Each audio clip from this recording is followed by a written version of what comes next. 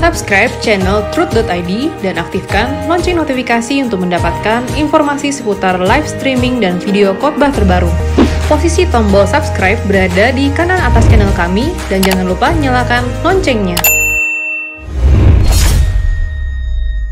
Shalom saudara sekalian, kita kembali mengikuti acara Wanita Surgawi.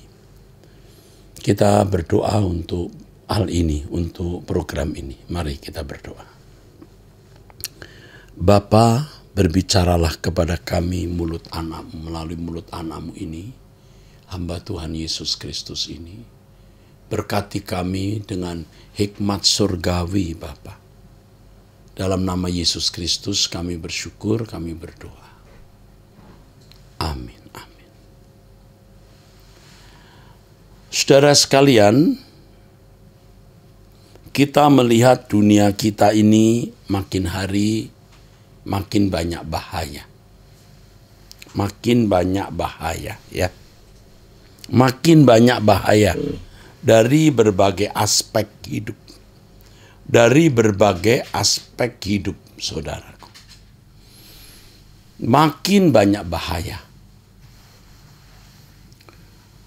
Kita melihat adanya obat-obatan yang ternyata bisa merusak organ tubuh yang vital dan baru ditemukan baru-baru ini, sementara sudah ada korban.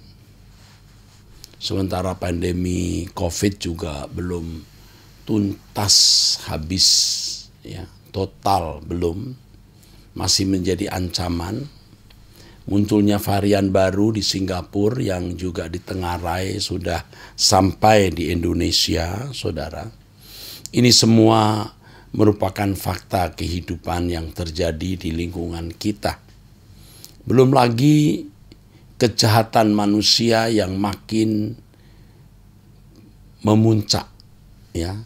Orang yang nekat, ya, makin nekat merampok, mengambil milik orang lain, membunuh, ya. Pendek kata, bahaya di mana-mana, saudara-saudara. Tetapi ada satu hal yang saya harus beritahukan kepada saudara. Tuhan tidak berubah. Kuasanya tidak berubah. Kasih setianya tidak berubah. Di tengah-tengah situasi dunia seperti ini, yang harus kita lakukan adalah kita harus sungguh-sungguh mempercayai pribadinya. Mempercayai pribadi Allah.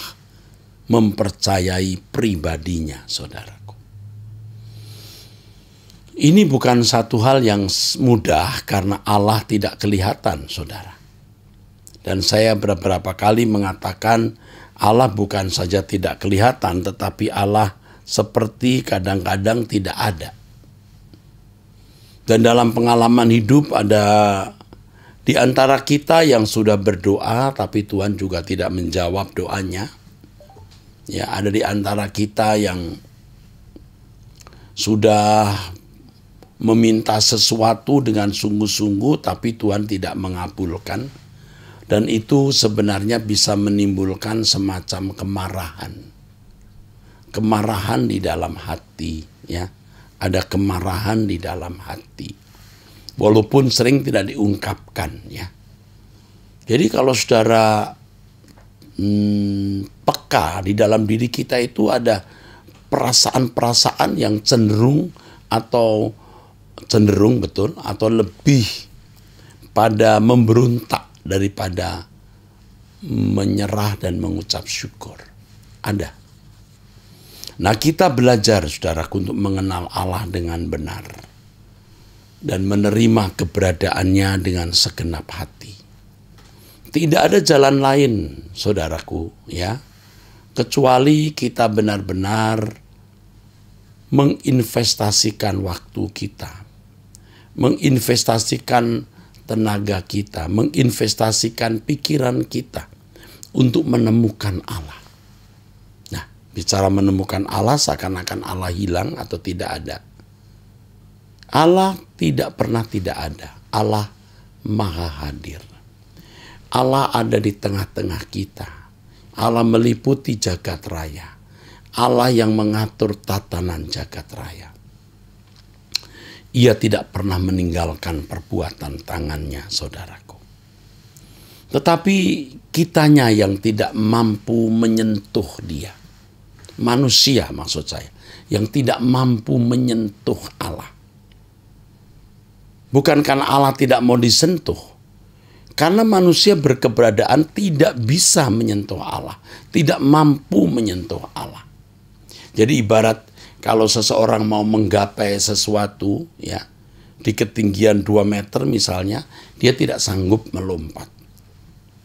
Ya. Atau di ketinggian 5 meter, dia tidak sanggup meraih apalagi. Nah, Allah ada di ketinggian tertentu atau di kawasan tertentu atau di wilayah tertentu yang bisa digapai oleh orang-orang tertentu. Tidak semua orang bisa. Ini bukan karena Allah menentukan siapa yang bisa menggapai dia dan yang tidak. Bukan karena Allah telah mendekritkan, mempredestinasikan, menentukan siapa yang bisa meraih Allah dan siapa yang tidak bisa meraih Allah. Allah tidak menentukan demikian. Semua orang diberi kesempatan untuk meraih dia. Tidak terkecuali setiap orang, semua orang, saudaraku. Tetapi ini tergantung kepada individu, masing-masing individu, masing-masing orang. Apakah dia mau sungguh-sungguh, ya, mau menggapai atau mencapai Allah atau tidak. Jadi saudara, jangan berpikir bahwa saudara tidak memiliki karunia khusus untuk menemukan Allah karena saudara tidak memiliki karunia untuk itu dan tidak diberi karunia untuk itu. Itu penipuan dari iblis, ya. Penipuan dari kuasa kegelapan, ya. Orang-orang yang tertipu oleh kuasa kegelapan yang merasa dirinya tidak bisa mencapai atau menggapai Allah karena ketidakberdayaannya, dan dia merasa bahwa dia tidak akan pernah berdaya, dia selalu dalam ketidakberdayaan. Dan lebih konyol lagi kalau sampai orang berpikir bahwa hanya orang-orang tertentu yang mampu mencapai Allah karena Allah yang menentukan. Itu salah. Itu keliru, ya. Saudaraku sekalian, Allah itu memiliki tatanan. Allah tidak bisa digapai atau dicapai oleh sembarang orang. Sebab Allah memiliki tatanan, saudara. Tatanannya apa, saudara? Tatanannya adalah dia kudus. Dan yang mencapai dia harus orang kudus. Yesaya pasal 59 mengatakan, ya, yang membuat engkau tidak bisa mencapai aku, kira-kira begitu. Ya, bukan karena Tuhan tidak punya telinga untuk mendengar, bukan karena tangannya pendek, tetapi karena dosa yang memisahkan antara umat dengan Allah. Jadi di tengah-tengah kondisi dunia kita yang banyak bahaya ini, saudaraku, kita harus memiliki perlindungan yang teguh, perlindungan yang sempurna. Dan itu hanya bisa dimiliki oleh orang-orang yang berjalan dengan Tuhan. Ya. Hanya orang-orang yang berjalan dengan Tuhan. Sementara saya khotbah ini ada sukacita di hati saya. Aku bisa memiliki perlindungan itu.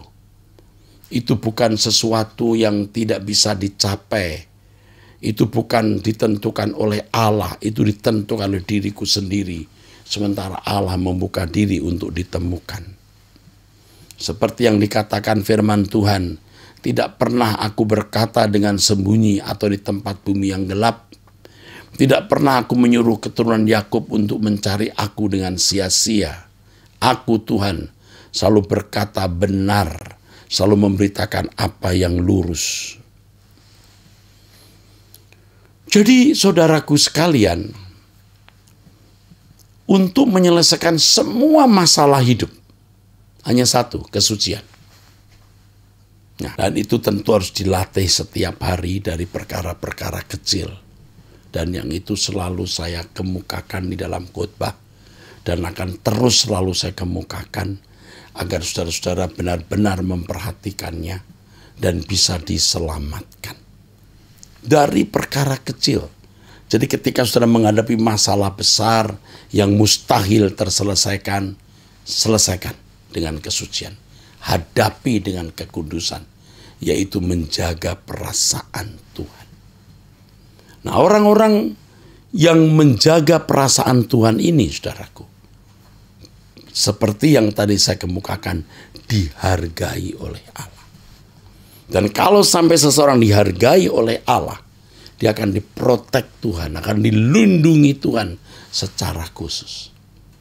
Memang saudaraku, ketika saudara mulai hidup suci, mau menjaga perasaan Tuhan, mulai mempertimbangkan setiap kata yang mau diucapkan, setiap tindakan perbuatan saudara, keadaan seakan-akan sama saja. Lalu ada suara yang jahat di dalam hati. Apa bedanya kamu dengan mereka? Kamu sudah hidup benar, kamu sudah hidup suci, tapi lihat, keadaanmu tidak berubah. Bahkan kadang-kadang seperti terpuruk. Sampai suara jahat itu berkata, Tuhan tidak ada. Nah, saat-saat seperti itu, saudara harus ingat bahwa Tuhan menguji setiap kita. Seberapa kita sungguh-sungguh mempercayai Dia. Kalau dengan mudah saudara melihat kemuliaan Allah, ya, dengan mudah saudara mendapatkan jalan keluar dari masalah. Kalau dengan mudah Tuhan memberi pertolongan, kita tidak bertumbuh dewasa, saudara. Sebab pada intinya maksud penyertaan Tuhan dan kehadirannya di dalam hidup kita bukan sekedar masalah-masalah kita dapat diselesaikan loh. Tetapi agar kita bisa berjalan dengan Tuhan. Dan inilah yang membawa kita kepada kehidupan kekal. Kehidupan yang maha indah di dalam kerajaan surga. Jadi kalau dunia dibuat Tuhan atau diizinkan Tuhan mengalami guncangan-guncangan hebat, sebenarnya itu peringatan bagi kita untuk mencari perlindungan yang sempurna. Dan perlindungan yang sempurna itu tak lain dan tak bukan hanya Tuhan sendiri. Tetapi perlindungan dari sakit penyakit, dari bencana, perlindungan dari segala ancaman dan bahaya di dunia ini, itu belumlah perlindungan yang sempurna. Perlindungan yang sempurna adalah ketika kita meninggal dunia di hadapan pengadilan tahta Kristus, kita dijumpai berkenan. Nah, itu sebenarnya. Jadi saya mulai dengan makin banyak bahaya. Betul, kita membutuhkan perlindungan. Ya, dan perlindungan sempurna itu dari Allah. Tentu amin. Tetapi tujuan kita ya menggapai Allah bukan sekedar kita bebas dari bahaya dan ancaman-ancaman yang terjadi di sekitar kita, sakit penyakit, bencana dan lain sebagainya. Tetapi pada akhirnya goalnya adalah bagaimana kita bisa berjalan dengan Tuhan sampai pada kekekalan. Oleh sebab itu kalau saudara mulai hidup suci, meninggalkan dosa, tetapi mengapa? Ya, mengapa keadaan hidup saudara seperti tidak berubah, seperti sama? Mengapa? Karena Tuhan mau menguji kita, memiliki kepercayaan kepada pribadinya. Ya, seperti yang saya juga beberapa kali kemukakan. Mengapa Abraham memiliki anak setelah usianya hampir saja 100 tahun? 25 tahun kira-kira Abraham menunggu kelahiran anaknya. Padahal Allah sudah berjanji 1/4 abad sebelumnya. Kok lama? Karena Abraham diajar untuk mempercayai pribadi Allah. Jadi kita bisa mengerti mengapa Tuhan kadang-kadang atau bagi orang yang dikasihi Allah mengizinkan persoalan-persoalan berat terjadi. Mengapa? Karena dari persoalan itu Tuhan mau memanggil, ayo capai aku, ayo gapai aku. Dan untuk mencapai Allah ya, ingat Allah itu kudus, kita harus kudus. Persoalan yang diizinkan Tuhan itu sebagai cara Allah mau menarik kita datang kepadanya. Dan kalau dunia ini dibuat Tuhan berguncang hebat dengan adanya ekosistem bumi yang rusak, banyak bencana, perang, berbagai krisis, supaya manusia mencari perlindungan yang sempurna. Tapi perlindungan yang sempurna bukan hanya menyangkut masalah kesehatan, sakit penyakit, ekonomi, dan lain sebagainya yang sifatnya fana. Perlindungan yang sempurna adalah ketika kita meninggal dunia, kita didapati Tuhan berkenan. Kita capai Allah bukan sekedar supaya anak kita lulus sekolah. Kita capai Allah bukan sekedar supaya mendapatkan pekerjaan dan uangnya banyak. Kita mencapai Allah bukan sekedar kita terhindar dari berbagai bencana-bencana. Apapun yang terjadi tidak menjadi masalah kalau kita sudah mencapai Allah. Dan kalau kita bersama dengan Tuhan, kita memiliki kekekalan yang indah. Ada saat-saat di mana kita terpuruk, saudaraku. Dan keterpurukan itu membuat kita memandang Tuhan. Seperti lagu yang saya tulis ini, saudara. Jadi lagu ini juga merupakan kesaksian hidup yang saya alami. Dari jurang yang dalam, ku berseru kepadamu, ya Bapa. Dalam berat kesesakanku, ku menaruh harap kepadamu, Bapa. Angkatlah aku, pertolongan datang hanya darimu. Kasih setiamu kekal Bapa, tak pernah meninggalkan diriku. Kepadamu mataku tertuju, Kau yang ku andalkan.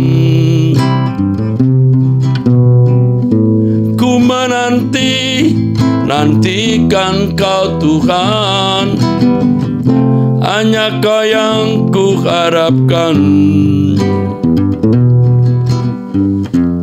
Lebih dari pengawal mengharapkan pagi, ku harap padamu.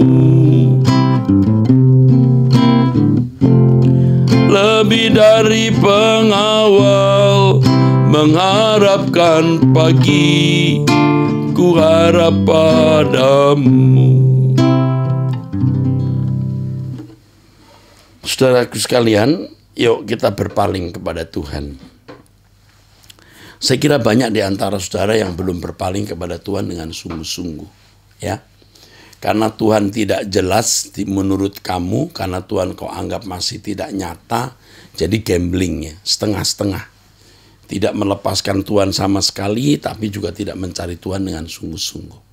Jadi yang begini ini banyak sekali, dan saya dulu termasuk kelompok itu juga, saudara. Jadi tidak tough, tidak bulat, ya. Tapi sekarang kita tahu bahwa pertolongan kita hanya datang dari Tuhan. Jadi jangan gambling, jangan spekulatif, tidak boleh. Harus ada dalam kepastian. Dan dalam nama Yesus Kristus saya katakan hanya ada satu kepastian, yaitu Tuhan. Jadi mari kita memandang Tuhan seperti lagu tadi. Kepadamu mataku tertuju, Kau yang ku andalkan. Tapi kita tidak bisa mengandalkan Tuhan kalau kita tidak menyentuh Dia dengan benar. Artinya hidup dalam kesucian, menjaga perasaan Tuhan, hidup di dalam kebenaran, tidak sembarangan, tidak sembrono.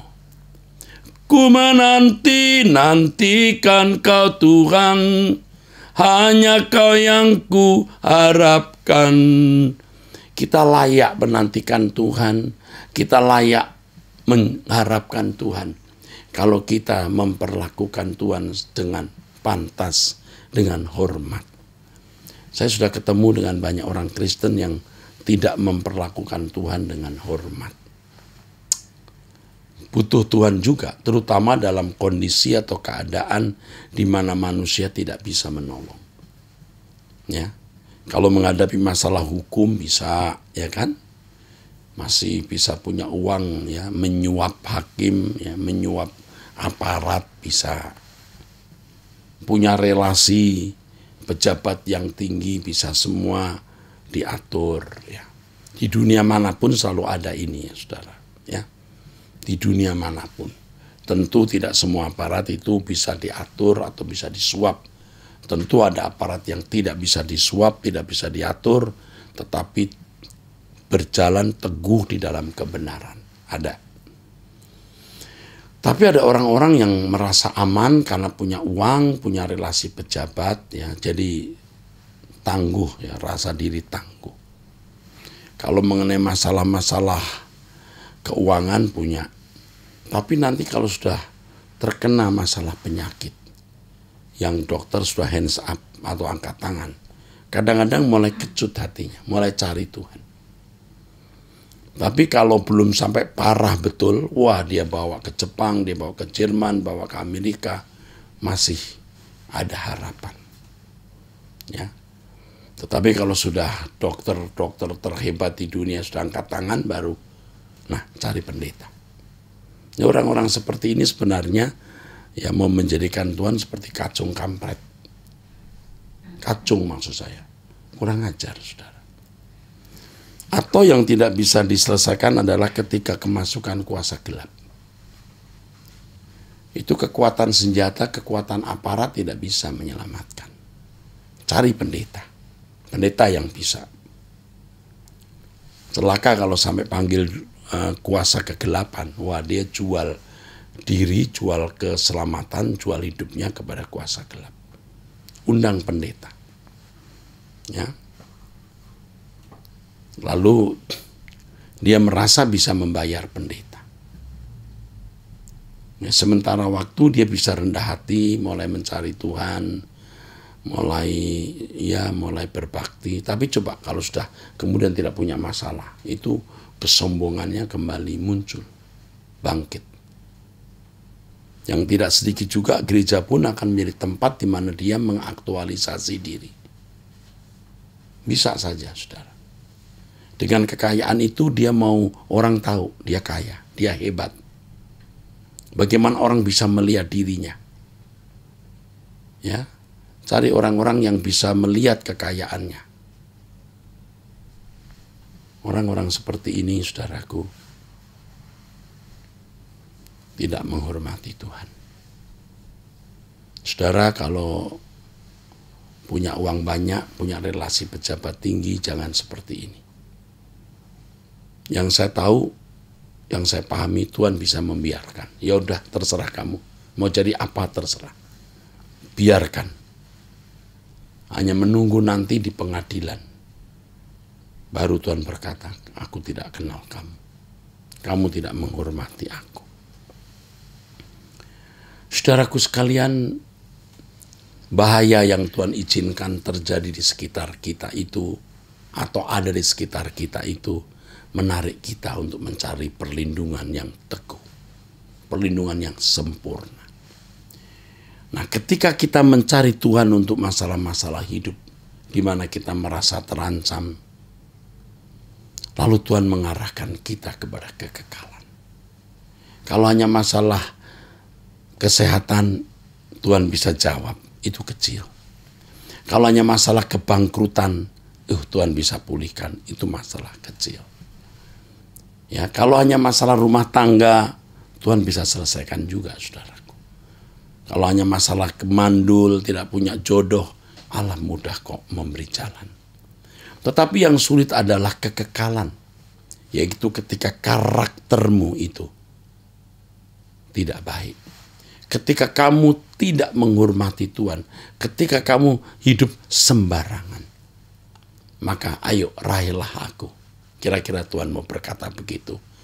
Capai aku, raih aku, dan aku akan memberikan kamu perhatian khusus. Kalau engkau menghargai aku akan menghargai kamu, dan engkau akan menjadi orang istimewa bagiku. Engkau bukan saja kulindungi dalam hidup selama ada di dunia, tetapi yang penting di kekekalan.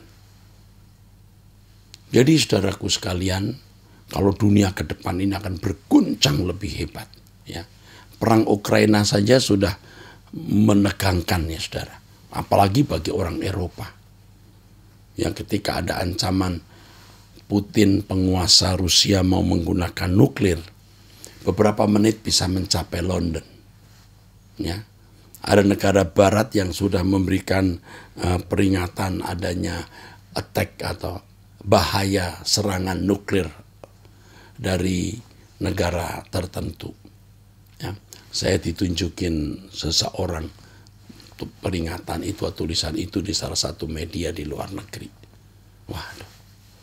Nah, keadaan seperti ini mestinya orang-orang Eropa sadar bahwa ternyata hidup ini tidak bisa dianggap sepele, ya.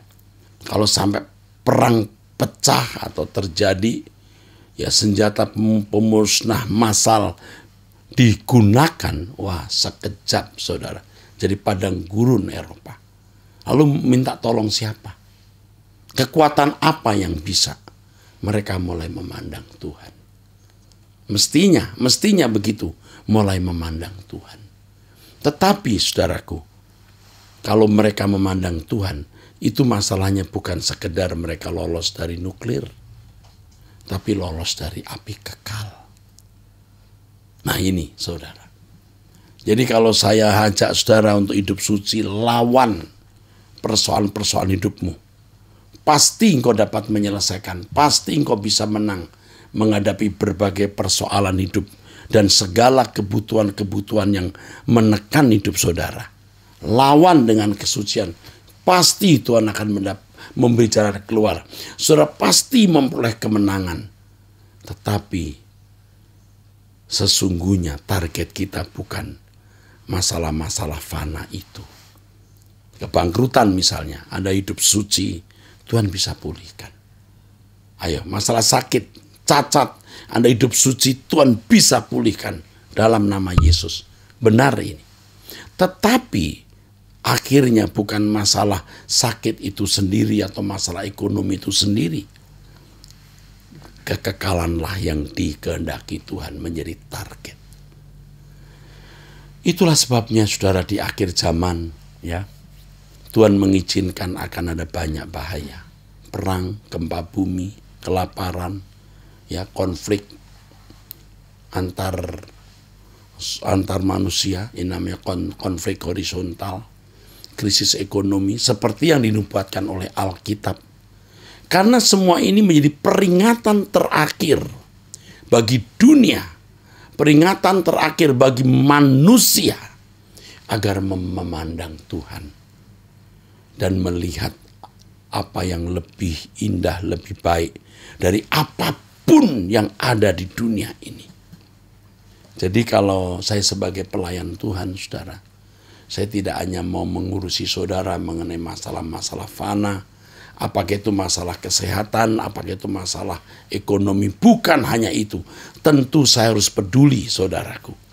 Tetapi lebih dari masalah kesehatan, masalah ekonomi, dan masalah-masalah fana lainnya, saudara, saya mengajak saudara untuk memberikan fokus untuk masalah kekekalan. Dan kalau saudara bisa mengerti masalah kekekalan ini, maka masalah-masalah yang saudara hadapi menjadi tidak berarti, menjadi kecil saudaraku, ya, menjadi kecil. Contoh sederhana, contoh saudara renungkan baik-baik. Kalau ada tsunami setinggi 50 meter, menerpa sebuah kota Anda, lalu masalah rumah tangga Anda jadi kecil, bukan? Masalah ekonomi jadi kecil. Coba kalau terjadi perang. Ya, perang yang menggunakan senjata pemusnah massal seperti nuklir. Semua masalah kita jadi kecil. Saudara, dihina orang, diinjak-injak orang, jadi bukan masalah lagi. Itu baru bencana di bumi. Apalagi bencana di kekekalan. Kalau saudara melihat kekekalan yang dahsyat, masalah kita hari ini gak ada artinya. Apakah Anda tidak punya rumah, belum punya jodoh? Apakah Anda tertindas?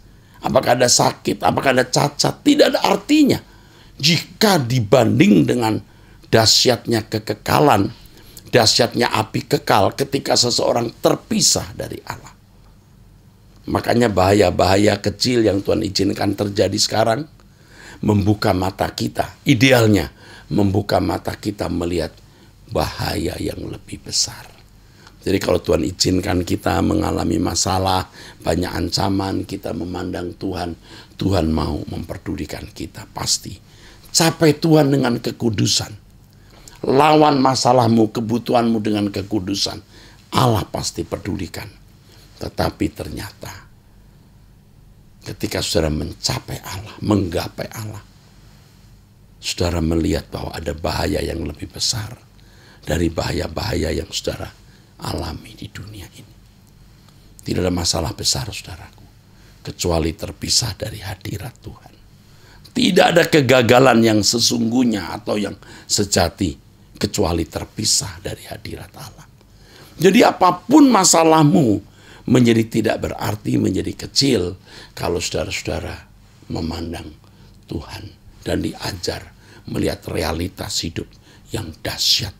Lebih dahsyat dari sakit kanker, lebih dahsyat dari kebangkrutan, lebih dahsyat dari dikhianati pasangan hidupmu, lebih dahsyat dari apapun ketika terpisah dari hadirat Allah. Maka kejarlah kekudusan. Mari kita berdoa. Terima kasih untuk pesanmu, Bapa. Ini semua menggetarkan kami. Pesan ini menggetarkan semua kami, termasuk pembicara sendiri. Engkau ingatkan terus kami, Bapa, untuk melihat bahaya yang lebih besar dari masalah-masalah fana di dunia ini. Lebih dari masalah kemiskinan, sakit penyakit, dihina orang, dikhianati. Lebih dari masalah-masalah fana ini, yaitu kekekalan. Karenanya kami bersyukur mendengar kebenaran ini dan diarahkan untuk belajar kebenaran. Terima kasih Bapa, dalam nama Yesus kami bersyukur dan berdoa. Amin. Demikian Wanita Surgawi episode ini. Sampai bertemu di Wanita Surgawi di episode yang akan datang. Tuhan berkati.